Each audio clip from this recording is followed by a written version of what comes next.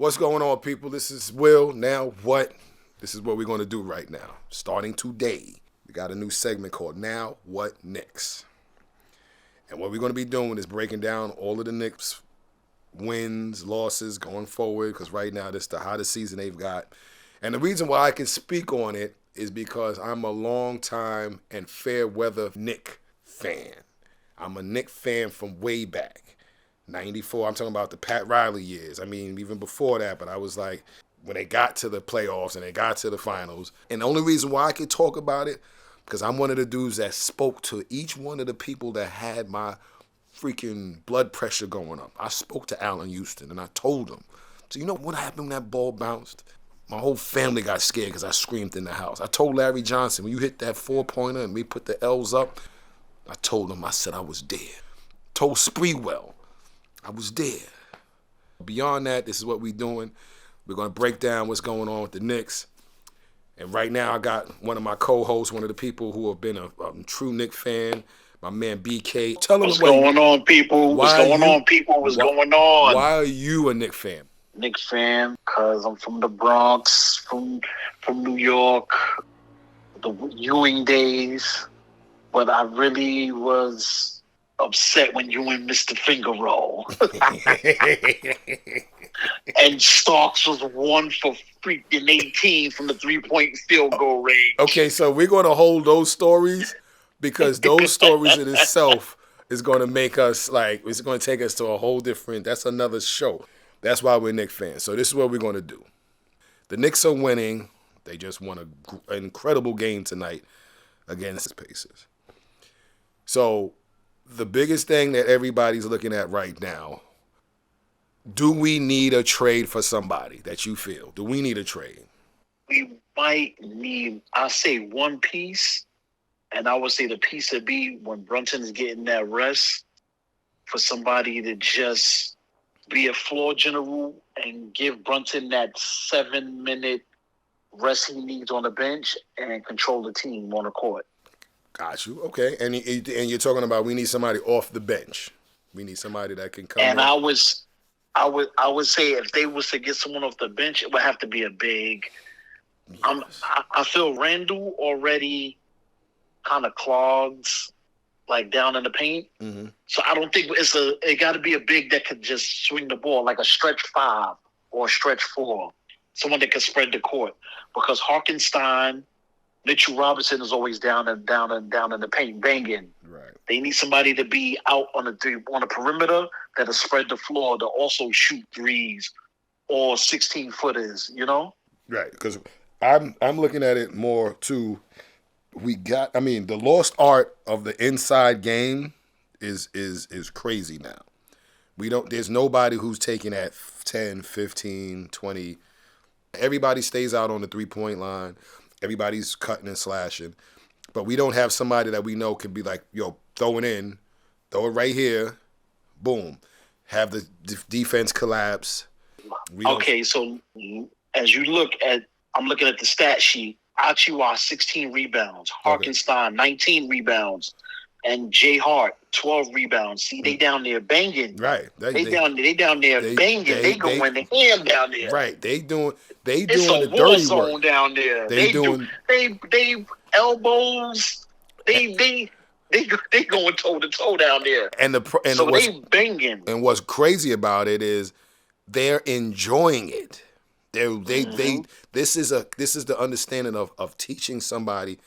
It ain't just about that scoring. It's about getting those rebounds. You know, you don't see 3 and 4 rebounds from the opposing teams.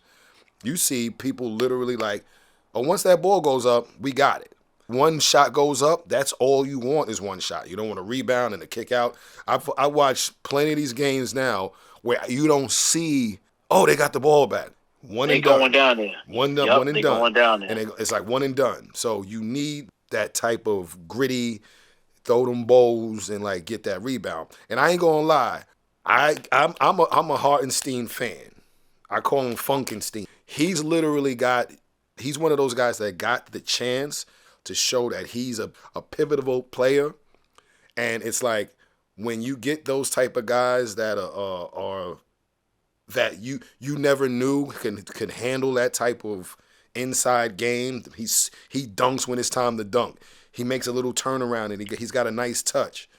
Yeah. Those are the type of people you're like, damn, I didn't even know you had this in the arsenal. Now he's showing it.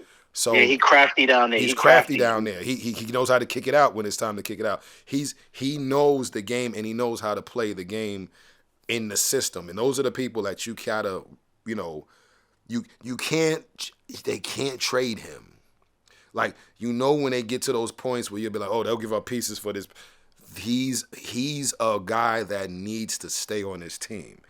And I would stay with Hartenstein right now because it works so well. I know Mitchell was a bank. He was getting those rebounds. He was doing a lot of stuff. But Hartenstein's got a little bit of bulk on him and like this grittiness that I like. But bottom line with him, he's one of those pieces. Hart, DiVincenzo. Let's talk about DiVincenzo real quick. Them Trey bombs, he's been. Dante is like to me, he's still got that Golden State Warrior mentality. He's letting them things fly. He letting it fly. He letting it fly. And watching that game, being at the Garden, watching that game, and seeing him just throw him up. And you look at it and you say, oh, that's good. Like you seeing it right out of his hands. Oh, that's going in. Oh, that's and going he dropped 20. And he dropped 20 tonight. And last night he had what, 9 threes the night? Yeah, 33 points. He had 33 points. He had all threes. And he was just throwing them up. For $50 million. Got him for $50 million. For $50 million. I'm gonna say it like this: he ain't going nowhere, and he ain't going nowhere. We gotta lock him in. We gotta lock him in, and to know that he can do, and he plays, and he's gritty. He plays good D. He plays. He's out there. He's scrapping. He's not. He gets some steals here and there. He's really good on the level of. I didn't know he was that good because that's for the first for the games he was playing, he was doing nothing at one point. Like he was literally like. I don't even think he was on the stat sheet some nights. Or, he was like 4 or 5. Like, I never seen him go off. So, like, to see this now, it's like, it's a well-oiled machine. The bottom line is now, where does everybody come together for this once the All-Star break is here, which is coming up. Right. Now we coming down to the this is when you start to get on your horse and start to show where you want the standings at. Everybody doesn't want to be. We don't want to be in 8th. We don't want to be in 7th. We don't want to be in those where we got to play Boston first. Yeah, we want to see certain people into the second round. I don't want to see none of them good people in the first round. We don't want nobody that we got to now be the freaking. I mean, it was the Knicks the last time. That was the 8th seed. Yeah, we punched people lights out when we was the 8th seed. We knocked off the number 1. Right. We're not new to this. You know what I'm saying? We done this before. We does this, but we don't want this to be our thing when we're like, okay, now we gotta, we want to rest a little bit, but we want to handle it because people will be like, they're getting a little too hyped, a little beside themselves. Right. Calm down, because you know what? The bottom line. Down. The bottom line. They can always say, you're the Knicks, right? You're the Knicks. Like that's the problem we got. Like we got the problem. We're like, come on now, because you're the Knicks though, right? It'd be like, yeah, all right. Like no matter what we go, how high we go, somebody can always shoot us down on some BS. Y'all New Yorkers just be doing too much. Yeah. See, look. When the last time y'all won a chip? Come on now, for real. When the last time y'all won a chip? It'd be like, okay, you're going to smack us in the face with that. But the bottom line is, the Knicks are winning. Tibbs got him working. Tibbs got him running. Like I didn't truly understand Tibbs' mentality at one point, but I get it. They have a good flow right now. It's just I'm gonna take it one game at a time. I'm not here to be on we going to any further than what we are. I see every game. Like I said, I got to keep mentioning, I'm a fair weather Knicks fan. And at times when the Knicks get too crazy for me, I got to leave them alone. Like, I can't deal with them. But I'll say this. To see them winning in this type of fashion and to get these, like to have a Brunson who has he's a borderline killer mentality.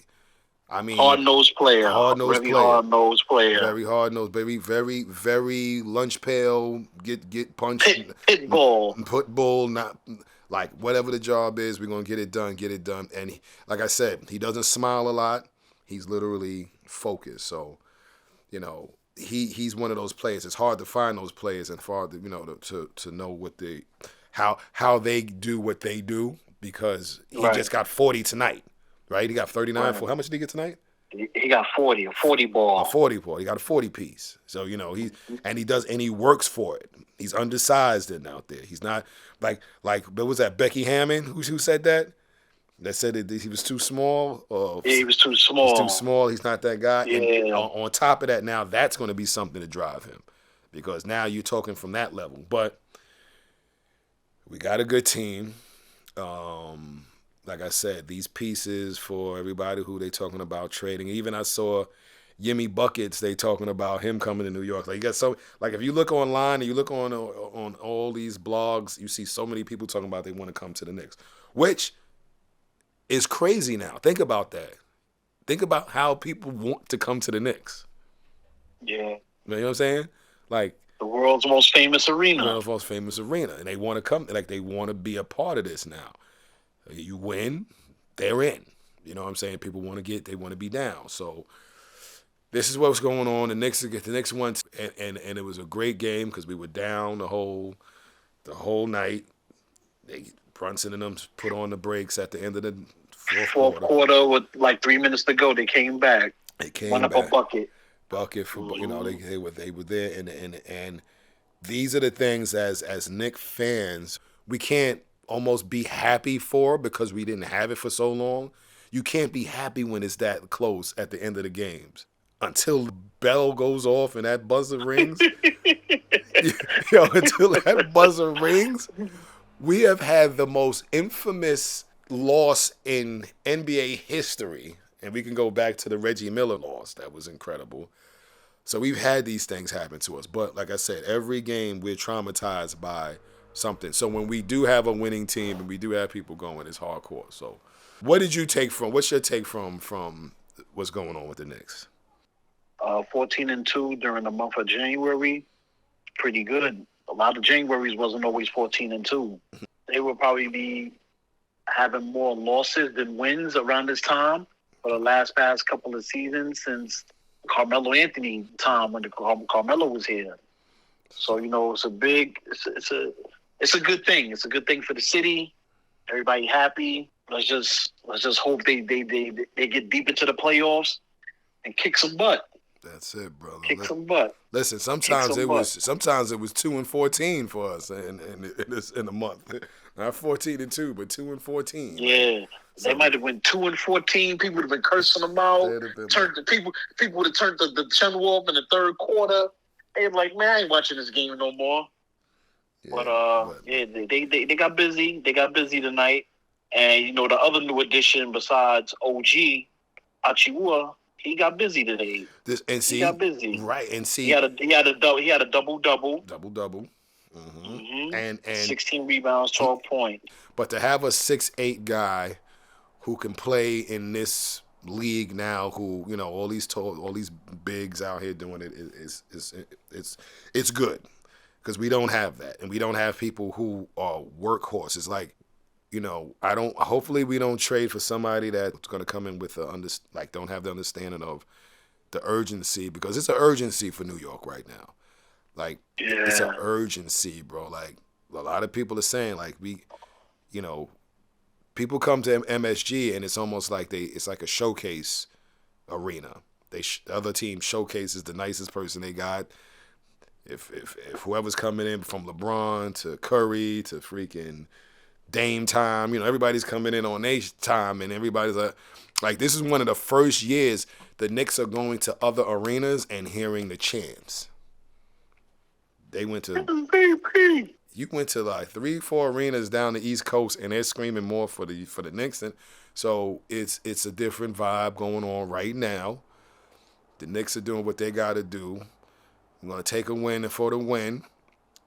It's getting to a point where I'm scared to see when they lose, because it's like, why are you losing? You know what I'm saying? Like, when you get to that point, like, who's like, if you think about any other team that's out there right now, besides the Boston and well, we already beat Milwaukee. You know, we beat the Nuggets. We beat the Nuggets. We beat them convincingly, and they had their guy there, so it wasn't like everybody was. You know, like we beat some teams with their guys in there. So Indiana right now holds the 6th seed, and the okay. Knicks. The Knicks, we the 3rd seed. We're tied for the 3rd seed with Milwaukee. Actually, well, Milwaukee got us by one loss. Okay. But they're 32-16, Milwaukee, and the Knicks is 32-17. Copy. So we're right there. So we're fighting, and Cleveland is behind us with 30-16. Okay, all right, and we beat these teams, so we just gotta keep understanding what we gotta do, bro. Like this is one of those seasons where it's like we can't fall for the okie doke, bro. We gotta. Mm-hmm. The Knicks are setting a standard that we're getting accustomed to. Knicks are winning. I'm back. Sin City, British the Titan. You know, I'm back on the bus. We're back on the ship. We're back on the boat. Now what is here? Now what? Now what, Knicks? I'm gonna have Sin City on one of these episodes. I'm gonna even have British on. We're gonna talk and we're gonna make this hot. But I am Barkim _ on IG. That's my statistician. He's the stat man. He's that guy. But first episode, Now What Knicks, Now What Sports come to an end. I'm gonna go watch the wrap up on YouTube. Let's get it. Holla at your boys. Peace.